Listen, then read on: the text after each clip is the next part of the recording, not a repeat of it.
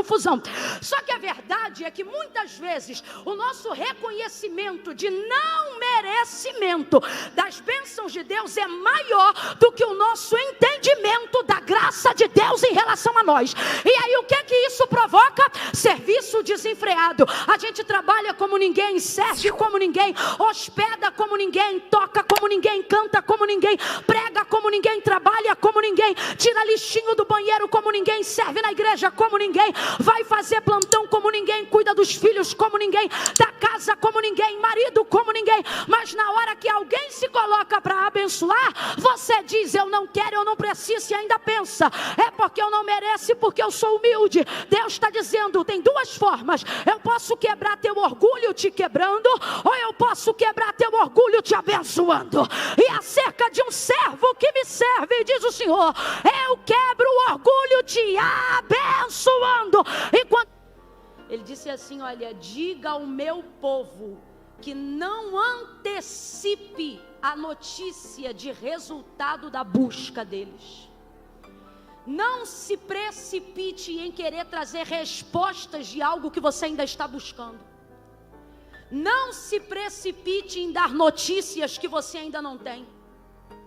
Não ceda à pressão de quem quer ouvir de você um apontamento rápido, uma direção rápida. Não se obrigue por ter vindo hoje aqui buscar ao Senhor, chegar em casa e ter uma resposta definitiva acerca de algo que ainda está no processo da sua busca. Deus está dizendo: você não está obrigado a nada disso. Você não é obrigada a nada disso. Quanta angústia, quanta gastrite nervosa, quanta crise de ansiedade, quanta depressão, quanta tristeza, quanta agonia sendo desenvolvida no processo da busca, quanta energia que poderia estar sendo empregada na busca do seu milagre, na verdade está sendo esgotada na sua tentativa frenética de dar respostas que você ainda não tem para as pessoas. As pessoas querem saber se é cumprimento de profecia, se não é. Como é vista a questão da Ucrânia, da Rússia. As pessoas querem saber se você tem alguma visão ampla e definitiva acerca da economia do Brasil ou de como serão as próximas eleições. As pessoas querem saber sobre o comportamento do seu filho, o que é que você acha? As pessoas querem saber acerca do desemprego do seu marido, como é que você vê isso? Elas querem saber o tempo todo a que pé está o seu ministério. Elas acham que é tipo roupa, tamanho P, M ou G. Quem é você? O tempo todo elas querem respostas. E elas acreditam que por você estar envolvido no processo da busca, está dentro de uma atmosfera profética, ou ter a responsabilidade da gestão do seu milagre. Você pode não ser aquele que determina o seu milagre, porque esta obra quem faz é Deus, mas por estar na gestão, há uma pressão o tempo todo em direção à tua casa, aos teus negócios, ao ministério que o Senhor te confiou. E eu não sei por que cargas d'água, em algum momento a gente acha que tem a obrigação de dar respostas para pessoas que não agregam, e muitas vezes não tem absolutamente nada com o que cooperar, e não é porque elas não querem, mas é porque elas também não saberiam o que fazer se estivessem no nosso lugar.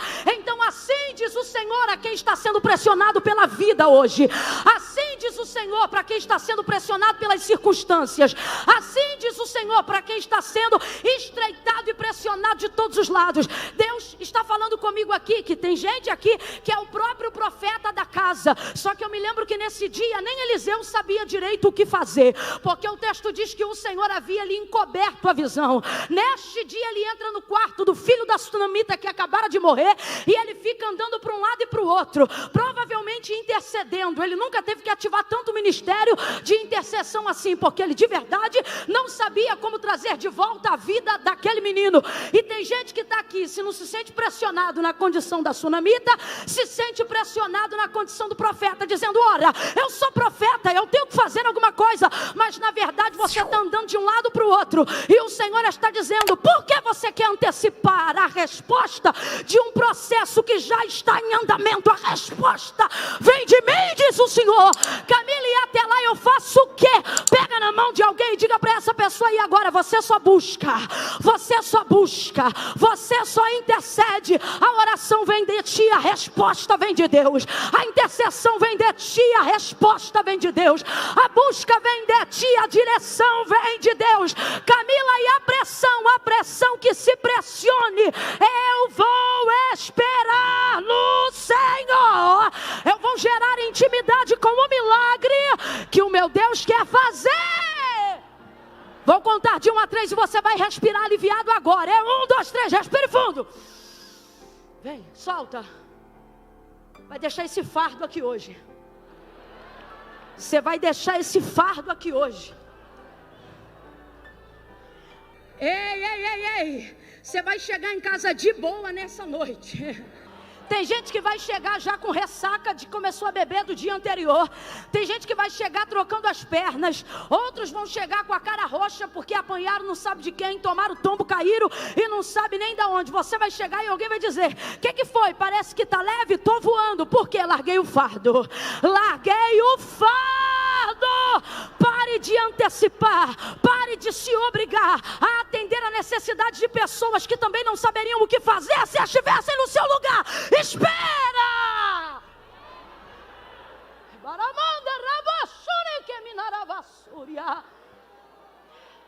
Por que eu estou dizendo isso? Só para você ficar incluído, né, dentro do contexto profético histórico do texto que a gente acabou de fazer menção. O texto trata sobre a Sunamita, uma mulher que muito hospedeira, né? Servia a sua comunidade local como uma boa israelita. E ela vai servir o profeta Eliseu. Quando ele passava por aquela região, geograficamente falando, provavelmente indo em direção ao Carmelo, para dar continuidade à busca que aprendeu com seu mentor Elias, né? A prática boa da oração, esse bom hábito. Acabou orando geograficamente no mesmo lugar. E aí, aquilo ali fazia parte do mapa da trajetória de Eliseu. O texto diz que ela via ele passando por lá. Um dia o constrangeu a comer pão. Pão aqui é termo genérico para refeição. Não significa que ele entrava só para comer pão. E aí ele entra e começa a desenvolver uma comunhão, um relacionamento com aquela casa, com aquela família, com o marido dessa mulher. Enfim, com tudo que acontece ali. Essa mulher fica impactada, não necessariamente com o ministério profético de Eliseu. Na verdade, ela nem se relaciona com o ministério profético de Eliseu. Mais pra frente a gente vai entender que ela, na verdade, não se relaciona com o ministério profético dele, porque tem um trauma velado ali. Todavia, ela se afeiçoa ao caráter, à integridade, à honra de Eliseu. Ela começa a admirar quem ele é, independente daquilo que ele é capaz de fazer. Tanto que ao dar testemunho do seu marido para a construção do quarto que eles fariam junto ao muro da casa, ela vai dizer: marido, eu tenho visto que esse que sempre passa por nós, ou seja, sempre passa aqui, não é passa na rua, ali já havia atividade de comunhão, entrada de casa. Então quando ela diz esse que sempre que passa por nós, ela está dizendo esse que frequenta a nossa casa, que está sempre aqui com a gente, ou seja, esse que a gente tem conhecido de perto. Porque eu sempre digo isso, quem já me ouviu nesse texto, não é o que vamos ministrar nesta noite, mas quem já me ouviu nesse texto sabe, eu sempre digo, santidade de longe você suspeita, né? De longe você imagina, é só de perto que você atesta. Só que Eliseu tem um tipo de vida que de longe, tudo aquilo de bom que você acha que ele é, de perto se confirma. E esse é o tipo de vida que a gente tem que viver aos olhos dessa nuvem de testemunha que nos observa. De gente que de longe acha até que é, e de perto tem certeza, né? Ela disse então, dando testemunho, marido esse que sempre que passa por nós, eu tenho visto que ele é um homem santo. Completa aí, gente, ele é um homem? Então ela não vai atestar sobre os dons, sobre os talentos dele, até porque ela nunca pediu ele para fazer nenhuma oração na casa dela. Ela vai atestar sobre a integridade do seu caráter, da sua honra, e ela vai dizer, marido, ele é santo. Isso é extraordinário porque mostra pra gente que a santidade prepara lugares excelentes e exclusivos para você. Vou falar de novo. Isso é maravilhoso porque mostra que a santidade prepara para você lugares excelentes e exclusivos. Isso está provado aqui, porque o texto afirma que a mulher era rica. Completa aí, minha gente. A mulher era... E que mulher rica, hospedeira, sendo alguém que atende a comunidade local, não vai ter quartos sobrando na sua casa? Ela tinha vários quartos sobrando em casa, mas hospedou Eliseu definitivamente em algum deles? Não, porque ela poderia receber muita gente, mas santo igual Eliseu, e é a primeira vez que ela ficou impactada com isso. Então ela preparou para ele um quarto inédito, um quarto que na verdade nunca recebeu ninguém. Porque quando você se santifica, o que Deus prepara para você é personalizado, é exclusivo. Não cabe em outro modelo que já foi utilizado. Uma outra coisa é que essa santidade promove para Eliseu um tempo de estabilidade. Então, por causa da santidade, ele recebe o quarto. Não recebeu por causa dos dons, não recebeu por causa do talento, não recebeu porque profetizava, não recebeu porque era do manto, não recebeu porque tinha variedade de línguas, não recebeu porque curava enfermos, não recebeu porque ressuscitava mortos. Ele tinha autoridade para tudo isto, mas recebeu, diz o texto, que a mulher construiu junto com o marido porque ele era santo. Então isso aqui comprova, não é talento que te dá longevidade. Talento pode te dar oferta, talento pode te dar porta aberta, talento pode te dar até um contato, uma network, mas estabilidade só vida santa. Estabilidade quem te dá é santidade. Prepara um quarto definitivo, só dele para ele. Ninguém entra no quarto dele.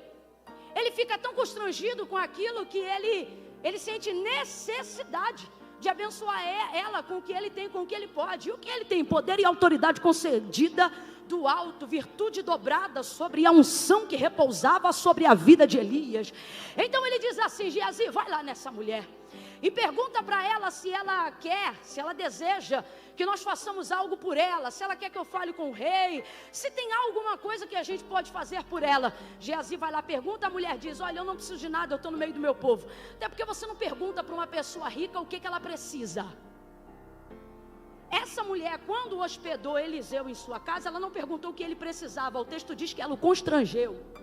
O que é o constrangeu? O impeliu. A semeadura dessa mulher na vida de Eliseu não é semeadura de oferecimento. Ela não esperou autorização para saber se podia abençoar. Eu tenho uma filosofia que eu carrego comigo, implantada pela minha avó materna. Ela dizia pra gente continuamente, quando alguém chegava em casa para poder, uma visita, né? Ela dizia: quem quer dar não oferece, entrega. Era um jeito de dizer assim: quando você está disposto a fazer algo por alguém, você não depende nem da autorização de quem você quer dar para fazer. Foi isso que essa mulher fez com Eliseu. Quando ela o convenceu, o constrangeu, diz o texto, isso aqui é constrangimento positivo, significa que ela o impeliu a entrar em sua casa. Ela fez algo que tornou a condição dele inevitável. Ele não tinha como rejeitar, ele não tinha como dizer não. Por quê? Porque quando você quer dar, quando você quer abençoar, você não depende, se a sua disposição for verdadeira, você não depende da disposição de quem vai receber. A maior prova disso, gente, é o próprio Deus. A Bíblia diz desse jeito, que de Deus é o dar, de Deus é o dar. O que isso significa? Deus não depende de autorização para dar nada a ninguém. A maior prova disso é também a manifestação da graça. Quem é que merecia estar respirando aqui? Eu fico olhando isso na comprovação da misericórdia. Eu tenho comigo uma frase que eu sempre digo: misericórdia, quem nunca pediu também recebeu. Todo mundo aqui está debaixo da graça comum, do favor e da misericórdia de Deus. Quando Deus quer dar, isso buga a nossa mente, buga a nossa religiosidade, buga a nossa interpretação de quem é merecedor e de quem não é. A gente não entende, vê determinada pessoa e fica: meu Deus, mas como é que pode, né? Mas como é que pode, como é que pode? A Bíblia diz que de Deus é o dar. Quando Deus quer dar, buga tu, buga teu vizinho. Ninguém entende. Por quê? Porque Deus não depende da tua autorização para te abençoar. Eu vou falar de novo. Deus não depende da sua autorização para te abençoar. Eu vou falar de novo. Deus não depende da tua autorização para te abençoar. De novo. Deus não depende da tua autorização para te abençoar. Sabe por que a sua reação não é de explosão de glória? Porque você olha para um texto como esse e você fica assim: mas claro, essa mulher tem a vida coerente. Nem eu estou dizendo que não tem que ter, tem que ter. Deus não é leviano, Deus não é Deus de confusão. Só que a verdade é que muitas vezes o nosso reconhecimento de não merecimento das bênçãos de Deus é maior do que o nosso entendimento da graça de Deus em relação a nós. E aí o que é que isso provoca? Serviço desenfreado. A gente trabalha como ninguém, serve como ninguém, hospeda como ninguém, toca como ninguém, canta como ninguém, prega como ninguém, trabalha como ninguém, tira lixinho do banheiro como ninguém, serve na igreja como ninguém, vai fazer plantão como ninguém, cuida dos filhos como ninguém, da casa como ninguém, marido como ninguém. Mas na hora que alguém se coloca para abençoar, você diz: eu não quero, eu não preciso, e ainda pensa: é porque eu não mereço, porque eu sou humilde. Deus está dizendo: tem duas formas: eu posso quebrar teu orgulho te quebrando, ou eu posso quebrar teu orgulho te abençoando.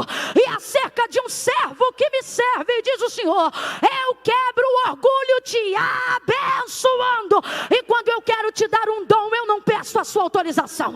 Quando eu quero te usar, eu não peço a sua autorização. Se eu escolher soprar teu nome sobre a terra, eu não preciso da tua autorização. Se eu quiser salvar teu marido, dar um banho de sangue, e você só ter feito 3 campanhas de oração, quando havia prometido 7, eu não dependo da tua autorização.